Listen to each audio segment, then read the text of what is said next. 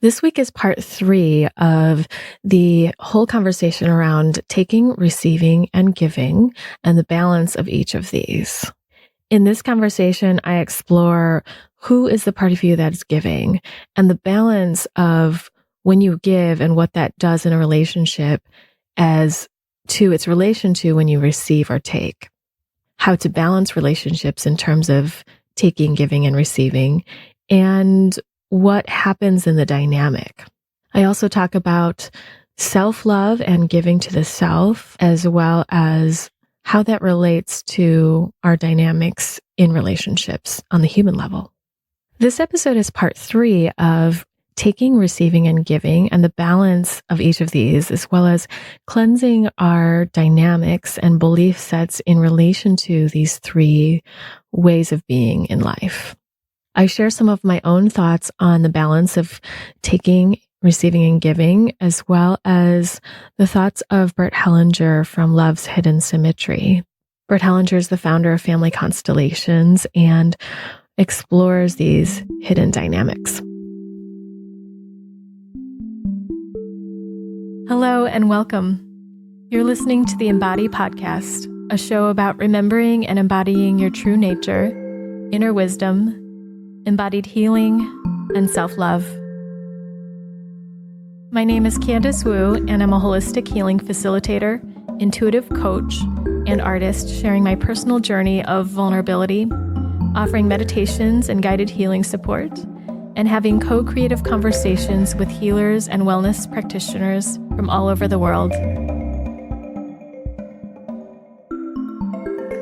It's so important to let die what needs to die.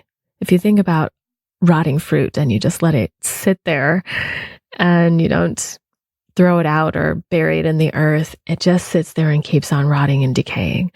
And often what is within us that wants to be released and felt and honored to release or end can fester. What wants to complete itself can be overdue. Have you ever had a relationship where it just needed to end or change in some way, or something needed to be acknowledged or felt? And because that delayed, or it was maybe hard to do so, it got worse. Well, this is my experience at times. And when I first experienced the death meditation by Anna T. Forrest through her work of forest yoga and healing, it was really profound. It was a simulation of death, which brought me to face the experience of, if I were to die in 12 hours, what would I want to say, do, or feel and experience? What would it mean to live? And so with that experience, I have found inspiration and adapted the Ally with Death Experiential, which is a way to experience that simulation of death through an audio experience and through prompts that ask of you to look at what needs to end in your life. What belief sets are you carrying that really weigh you down or create suffering? What in your outer world needs to happen? What needs to be said? What needs to be acknowledged, so that you can fully live life and come back to your playful, intuitive, creative, sensing, curious self. And if that's not something you know, that part of you, those curious and playful parts of you, maybe that doing this can allow that to come and shine through. So my adaptation of this experience includes the body. It includes what happens inside as you're feeling this. What are you noticing in your body? Emotions, images. This is my own creation of what has helped me in partnering with the energy of death to let things truly release and die, and to imagine a death and to let death happen so that I can find renewal and revitalization. If you're interested in this experience, it's fantastic for the winter or for your moon cycle or a phase of the moon cycle in general, or anytime you're feeling weighed down, stuck, anxious, depressed, if there are things you know you need to face or something that seems like it wants to be acknowledged within you, this is a great opportunity to experience it. It's a 75-minute audio experience, and it's full of stirring and provocative music. That's handpan music by a friend of mine, Larry St. Germain. He's an artist and a musician, and he was so excited to take on this project and just poured his heart and soul into the fine-tuning, the mood, and the energy that holds space for us to truly look in places, in the dark places, and face what it is that we need to really honor. So that's music by Larry St. Germain, and it's produced and edited by Chris Spiegel, who's the editor of the Embody podcast, and he did a fantastic job of amalgamating these chunks of sound to fit right in with my voice and fill in and hold the space for. You can find this experience at candicewu.com/death. Hi, everyone. Thanks so much for joining me today. This is going to be an interesting conversation. I'm literally in a robe because it's cold here in Michigan. I have a cup of tea. I hope you'll join me with something comforting to yourself in this topic of giving. It's really beautiful to be able to give to yourself and receive what you're giving to yourself. That, to me, means taking time for self-care and doing that in a way that's woven through your day so that that is part of you, not just something you set aside to do, which is a beautiful thing too, but having this cup of tea here and receiving the benefit, really feeling into how that feels to give to yourself, the pleasure it is, or where it feels comforting or soothing. So I invite you to do that today, whatever it is that would make you feel soothed in this moment, whether that's a little bit of contact to your body or getting a blanket, or if you're in transit, to do something that supports your body in feeling more comfortable and cared for.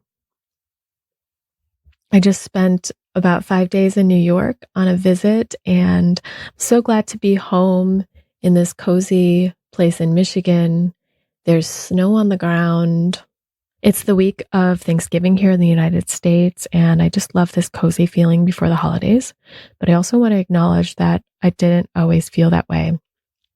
And I know for many people, holidays are a hard time, and that can relate to all sorts of family dynamics, belonging, or expectations, but also hurts and wounds of the past.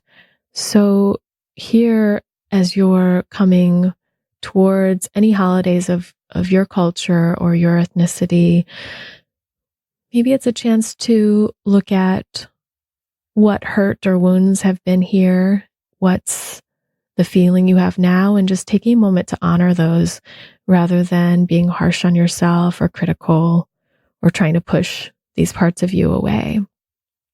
And also, it might be a time to push these parts of you to the side in a sense of, if you need to have some boundaries around what you're feeling, to move towards what's pleasurable, as we started in the beginning of this podcast.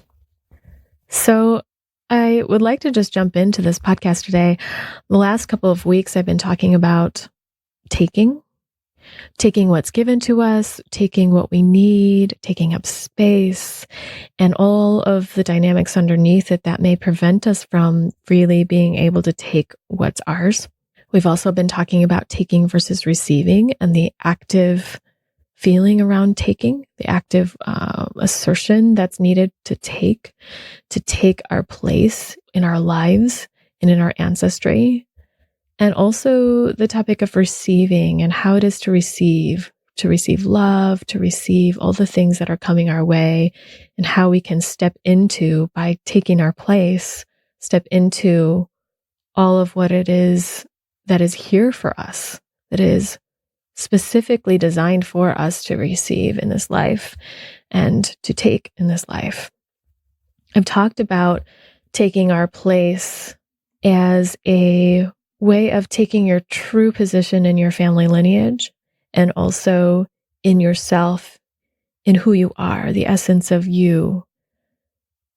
What I didn't talk about is taking our parents as they are and how much that is a part of and the essential groundwork to being at peace in ourselves and loving ourselves and feeling whole. Before I jump into that, if you want to hear the previous conversations, you can find that at CandiceWu.com/taking and /receiving. That's part 1 and 2. And they're also linked to the show notes of this episode if you'd like to catch up with that. You can start here, and that's totally fine too. I think this conversation, it all loops together. So taking our parents as they are. I often hear people saying, I don't want to be like my parents, or having criticisms of their parents, rejecting them in some way.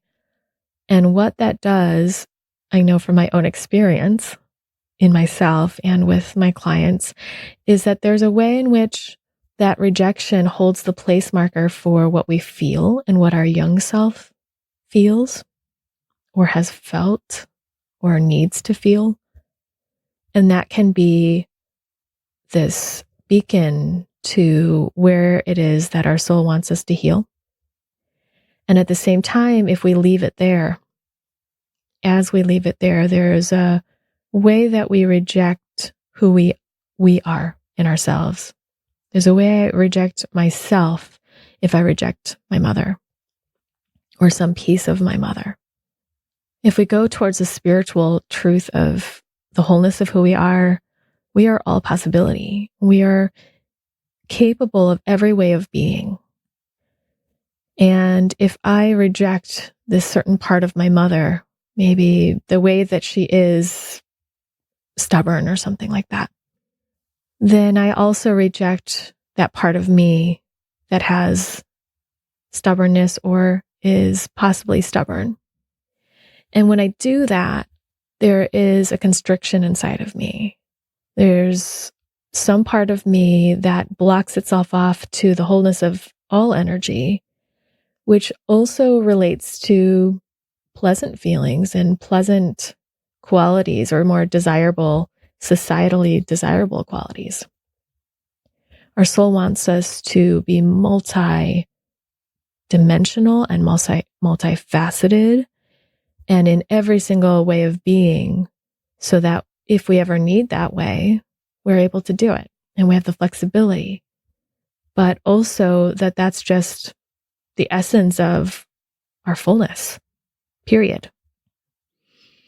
That is my belief, at least. And what I have felt is that when I've embraced that stubbornness in me, then I'm able to see myself with more humanity, compassion. And yet I know why it is that I may have rejected this quality in my mother, because perhaps it brought me hurt, or in relation to her as a child. And so these are these place markers, these rejections of our parents, place markers for what we ourselves are wanting to heal and look at. That's why people around us are our teachers, especially when it brings us an unpleasant experience. Just that they're holding something for us to learn. So taking our parents as they are is challenging, because it often requires us to feel the feelings that we have in relation to the way that they are. And we often needed our parents to hold that space, or wished that they could, to hold that space so that it felt safe enough to feel those feelings. And that isn't always there. So it creates a bit of a bind in a way. But as adults, we can find resource in other ways to support us in coming to that true acceptance, not just acceptance, but agreement of who our parents are. And when I feel in that place of full agreement of who my parents are with all of what and who they are and what came before them, it's a bigger picture than just them. I feel much more in agreement with myself. So instead of saying, oh, my father is a jerk and leaving it there, where my judgment or perception is distorted because of my emotions, which is natural in a way, or we tend towards that. Where is there a bit of neutrality? That maybe the truth is he was absent, but that there is a greater reality or truth to that. Where's the compassion to see where that originated, and that it didn't start with him, as Mark Wolin of Family Constellations, writer and facilitator, says, it didn't start with you in his book, but that there's a greater experience of the family system that makes its way down to me, where my experience of hurt has a place. And can we allow ourselves the grace of feeling what we feel and what we need to acknowledge, that human experience, not to ignore that, to honor it, but also see farther back and to honor a bigger picture. Jim Kolkowski, my first yoga teacher and spiritual teacher, who I really admire, he was on the podcast as well. He says, if we could see the bigger picture, like the biggest picture, we wouldn't be upset anymore, because we would understand so much more. So that's a preface to this conversation of giving, is that piece of taking our parents as they are that I didn't talk about in that first conversation of taking, and is so essential. And I'll mention Bert Hellinger later in this episode, which is part of why I recalled that piece that I wanted to share, that's so essential to the Family Constellations work and the gift that constellations can bring is this very powerful honoring of who the people are behind us, that give us the freedom and ability to honor ourselves. And that's the preface to this conversation of giving. Giving, I have said in the first podcast of taking that it can be often overrated. Like we just seem to hear messages, or at least I do, that we should give and give and give and give. And yet somehow that doesn't quite feel right. I often find that giving can come out of an incongruence with love, that it's coming from another place. Have you ever received something from someone with a slight feeling of something more coming with it? Maybe there's guilt coming with it, or obligation, or some feeling of debt. Or there's, I don't know, pity coming with it, sympathy. And maybe that's okay. But this conversation here is to take a look at what it does come with for you in terms of you giving and how you receive or take in those relationships. I've certainly used giving as a way of trying to receive validation and love, belonging. And that comes from my early imprints of life, that if I gave of myself, not just in gestures or gifts, but if I gave up myself, if I gave up who I was and became someone for someone else, then I would feel worthy. It went to the core. It was like my existence was to give. My existence was for others. And that became extremely painful over time as I became aware of it. It did help me survive. And so I appreciate that I survived, and I'm able to look at all the pain that came out of that in a very loving way at this point in life and over time. How does that sit with you? Does anything come up for you now as this conversation opens? Your relationship with giving, your relationship with what it means to give, and what happens when you give, what you might expect or desire. And this is all happening perhaps on a subtle level. So even if you're like, no, I'm pretty clear about that, you might consider looking a little more deeply and more nuanced, and just see what turns up for you. When I think about giving, some words come up: giving time, giving attention, giving energy, gifts, foods, cards, offering, attention, hugs, kisses, love, compliments, giving thanks, giving up, giving myself, what that means. When we give what feels like too much, only we can know what that is. There's a polarity. There's a polarity on the other side of giving too much is asking for too much. What you want from other people, what is underneath that giving, might be something that you are wishing for and drawing for energetically. Now I want to read an excerpt from Love's Hidden Symmetry, What Makes Love Work in Relationships. And this is a book by Bert Hellinger, Gunther Weber, and Hunter Beaumont, three very prominent family constellations people, and Bert Hellinger being the founder of this modality and work, culminating the work. And I'm on page 12, 13, and 14 if you have the book or if you're hoping to get it. But here is this conversation about the conscience and balance in giving and taking. And they say, our relationships and our experiences of guilt and innocence begin with giving and taking. We feel entitled when we give. We feel obligated when we take. The oscillation between entitlement and obligation is the second fundamental dynamic of guilt and innocence in every relationship.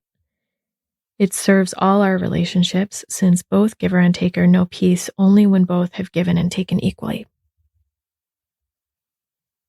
When we receive something from someone, we lose our innocence and our independence. When we take, we feel indebted and beholden to the giver. We feel this obligation as discomfort and pressure, and we try to overcome it by giving something back. We can't truly take anything without feeling the need to give, and taking is a form of guilt. Innocence in the service of this exchange becomes manifest as the comfortable feeling of entitlement that comes when we take fully and when we give a little more in return than we have taken. When we feel innocently carefree and lighthearted when we've taken fully and our needs have been satisfied, and when we've also given fully in return. So in this conversation, what we're talking about is that when we accept, when we take from someone, we receive, that it's typical to feel that sense of guilt and obligation, and that the balance of some energy exchange is off balance. But it can be balanced when we give back. I find that to be true in the very basis of relationships of the humankind, which we are here for, or we are here in, and where he says this statement, it's better for you to feel obligated to me than for me to feel obligated to you, is something that really rang true for me when I started to look at my relationships with others and how I was using giving in order to gain something. So this is beyond just a balance and exchange of energy that's natural and clean of other things. What I find is that giving is often connected with these other things of wanting validation and wanting more in return than just a thank you, and wanting some place of our belonging to be secured by what we're giving and what we get out of that. With that idea that it's better for you to feel obligated to me than for me to feel obligated to you, they talk about the helper syndrome and say that such self-centered striving for freedom from need is fundamentally hostile to relationships.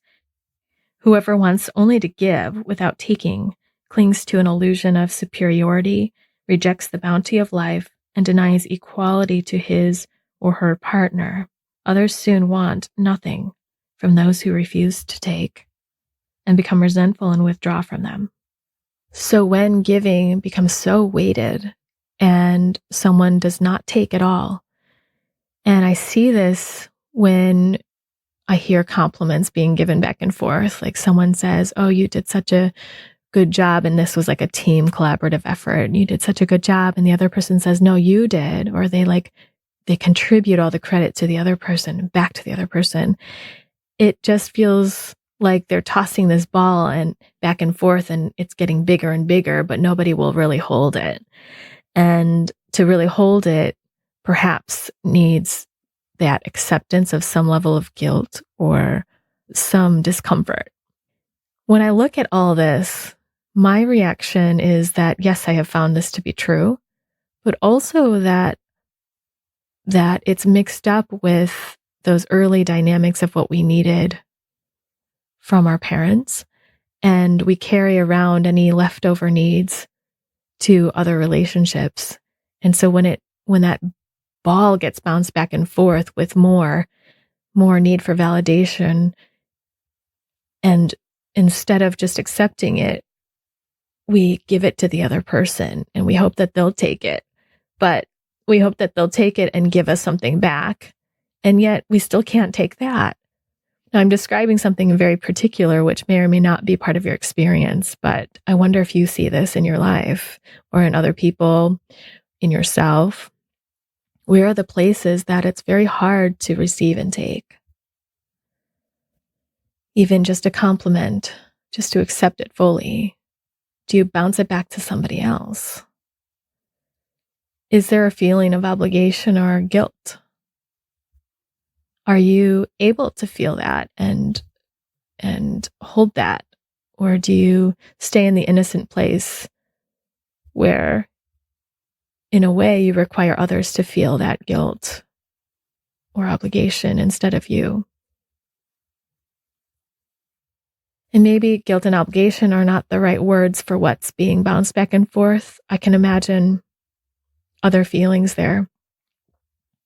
But there's this quality of a very basic human need that's being tossed back and forth that is also being denied back and forth. So going back to Love's Hidden Symmetry, and what these authors suggest is that a full exchange, fully receiving and fully taking, is what creates a very equal balance in relationships. Can you fully receive and fully take? There's a way that neutralizes and doesn't let it bounce back and forth, but there's a place for it to absorb in and to build more. They also talk about when reciprocity is impossible. For example, when the power dynamic is in a way that you're not meant to, or that it isn't possible for things to be equal in the give and take. For example, parents to children, or when someone is very sick and they really cannot give back in a certain way. And the answer might be to give it forward, or to thank and acknowledge that this is something, a gift that one cannot give back. And often that also balances that give and take. So I see this in many relationships, and also with giving to yourself, with self-love, with healing the parts of me that have wanted and needed from other people. I've come to find a different place, a lighter place, where that giving doesn't ask for as much from other people. And I don't know if it's selfless giving. There's this common conversation or pressure in society to be selfless when you give and not expect anything in return. I think that also comes from very deep philosophies of spirituality of many kinds. And we have to be careful about that, because when we fake it, it becomes this underlying unconscious or energetic or pushed down repressed dynamic. And we do make ourselves better than human in that way. We say we're not subject to those human desires that we actually have, that we're pushing down and hiding. And we will pretend that we don't need anything. And yet it acts on this unspoken level that can be visceral and palpable. But I do believe that there is a place of selfless giving or giving without expectation, but it comes with earning it. It comes with really looking and feeling through and having the capacity to feel through where we use giving, taking or receiving to feel belonging or feel worth, or to reject it or to ask for it. And what those three acts indicate as far as those young dynamics, or maybe even past life dynamics that come into this life. I have this view also because when I work with horses, I may have told this story in another podcast, but I can see this clear reflection of the places in me or the times in me that I want something back when I give. So I give a carrot to a horse, and there are some days that I feel like, yep, just giving it to them and they'll enjoy it however they enjoy it. Maybe they'll drop it to the ground even. Maybe they don't want it. Or maybe they gobble it up and just walk away. And I'm fine with that. That just is satisfying in itself. But when I first started giving food to horses, I could see that I wanted something back. I wanted them to love me. I wanted them to cuddle with me and give me some sort of loving attention that said, I like you and I value you and you're something to me. And of course, when they just grabbed the apple out of my hand and walked away and ate it and didn't look back, there was something in me that had to look at my own experience and what I was projecting onto that horse, those needs that I was expecting them to fulfill for me. So working with horses gives me this very clean look at how I can give and not expect. And I don't know that working with horses is free of the balance of give and take, especially in this setup of when horses are under the care of humans and there is a power dynamic. But it gives me a bit of a cleaner look than most human relationships do. So it might be a fun exercise for each of us if we gave to someone, if we give a gift or if we give a compliment or give our time and energy, and they just experience it however they experience it and don't say anything, not even thank you, or, they take it and then receive it. What would we or what would you expect from them in those moments? Would you expect a gracious thank you? Would you expect something later in return? I think it's just important to recognize this level of who we are and perhaps how that's tied to a younger self or another part of us that really needs something.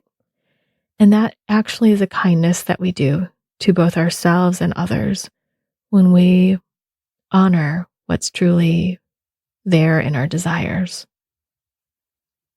We honor our humanity. And we clean up the dynamics that are within us that are between us from these things that we push down and secretly ask for. So another way to look at this is to look at the opposite. When you receive or when you take, is there a level of your own guilt or unworthiness coming up that you don't deserve that or feel uncomfortable taking it? Does that ask more of someone else when you reject it? Or when you slightly bounce it back the other way or fully do that? Do you play into the experience that giving means that someone holds a debt to you and that you hold a debt to someone else when you receive? I could feel that very palpably in my experience in the past, that when people gave, I felt so uncomfortable and that I had to almost immediately give back something or else I wasn't worthy of that initial giving. I wasn't worthy of being in the relationship. And how much tension and anxiety was ridden in that. And so if you receive something in this way, what does it mean about when you give? What are you asking others for? Is there a way that you're asking for favor, care, or love? And how much of it? Because it's okay to ask for care and love. It's okay to ask for validation.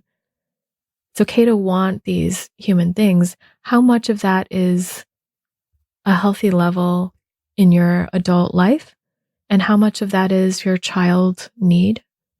And how much of that asks from another place of a past life or fulfilling and balancing out something from the past life? All of it's okay. For me, I'd just rather know where it's coming from and how much I'm asking of someone. And when I acknowledge that, it seems to go better for me and the other person.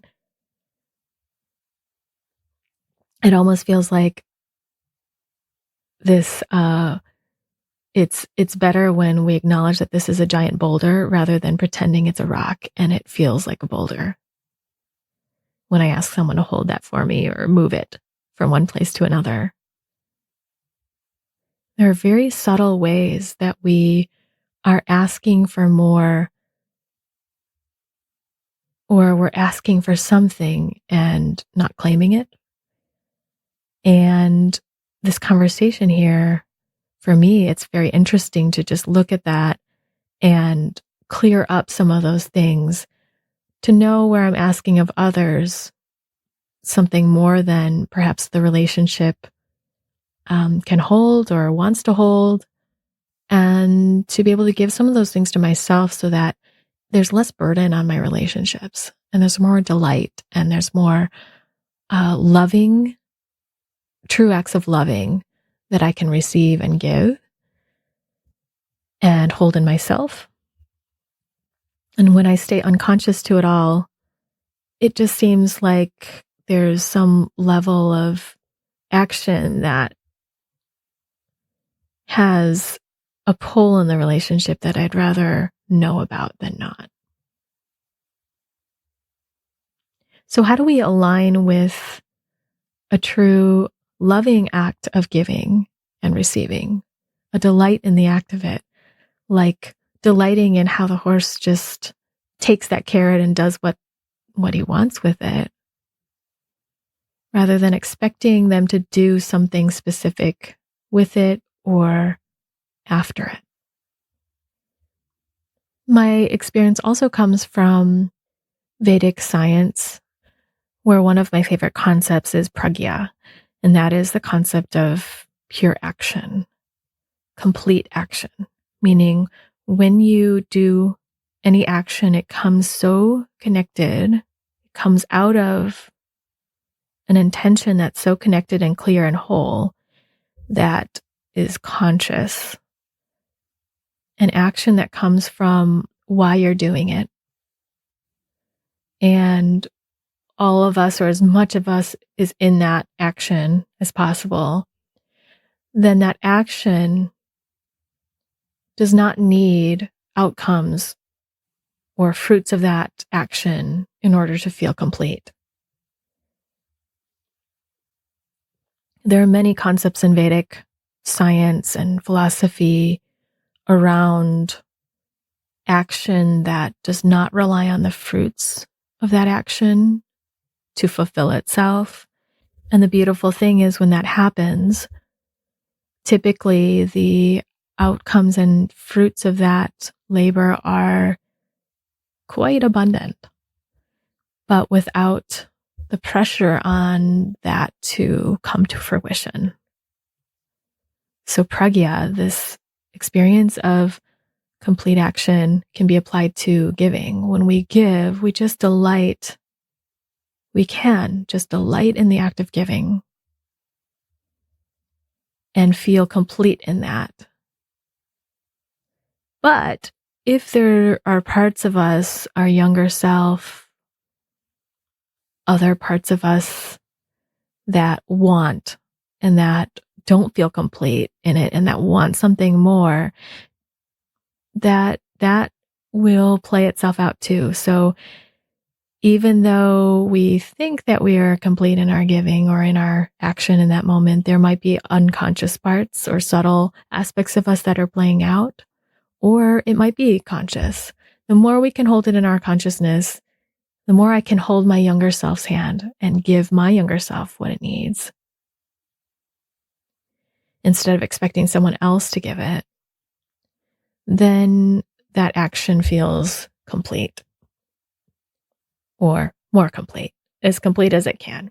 I'm not sure if there's ever a time that one is fully conscious of every single thing, but we continue to unfurl and see more of ourselves as the days go on.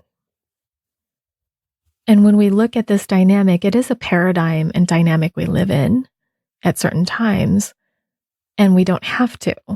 So there's something more, there's a different way of being. There's that human reality of what we wish for and wished for and where that comes from. And there's also a level of self-loving where we can give to ourselves so that that isn't expected in between a relationship. But that doesn't make us a place where we do that, that doesn't make us superior and not needing anyone at all, not needing others to give to us at all, not needing love or validation from anyone at all. That can be so violent, on the other hand. So where's that balance for you? Another way that I notice what is tied in and entangled with giving and taking is, how do I feel when I don't give? And if others are giving? There was a time in grad school that we were asked to bring food to share, and I didn't. I think I was too tired or didn't have time. And then I just thought, oh, forget it.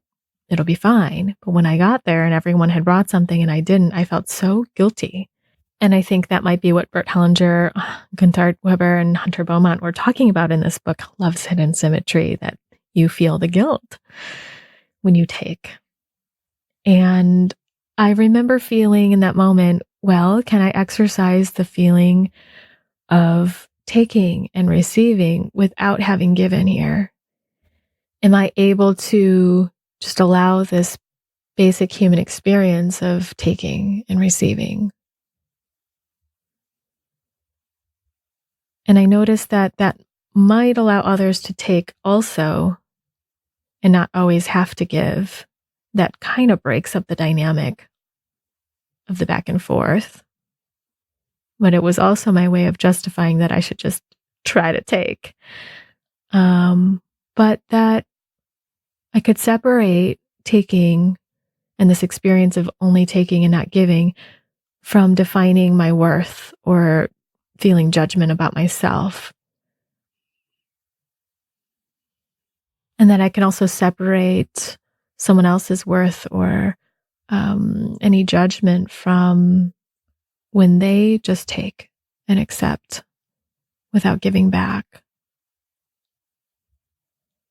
Is this something you resonate with? Have you experienced when you don't give?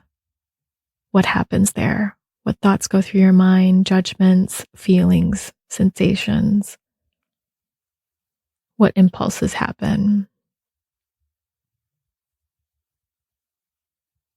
So for me to be in the wholeness of everything, I think that level of self-loving as well as acknowledging the human level of what I desire, need, and the young parts of me that desire and need, holding all of that in this sphere of what I can see and look at, gives me the best place to have lighter interactions and clean up my ways of giving and receiving and taking. For me, that gives me a way to feel in alignment and congruence with the way I'd like to be in this life and the way I'd like to relate to others. So both feeling that self-loving, fulfilled, that is earned, and noticing indicators of where there are unconscious places that I ask for more than I'm claiming, or that I ask for something in return, and continue to find more and more subtle layers of worthiness, feeling worthy of taking and receiving, feeling worthy of giving, and not expecting others to be a certain way as they receive it or don't receive it. And this interesting place where if others ask more of me when they give me something, if I can sense that, or if there's a wish on their side that something is returned, do I want to play into that dynamic? Do I want to name it? Do I want to just acknowledge it internally? What's the most loving thing to do in that moment for myself and others? Or what do I want to do and play with and experiment with? We don't have to live in the same dynamic as someone asserts towards us.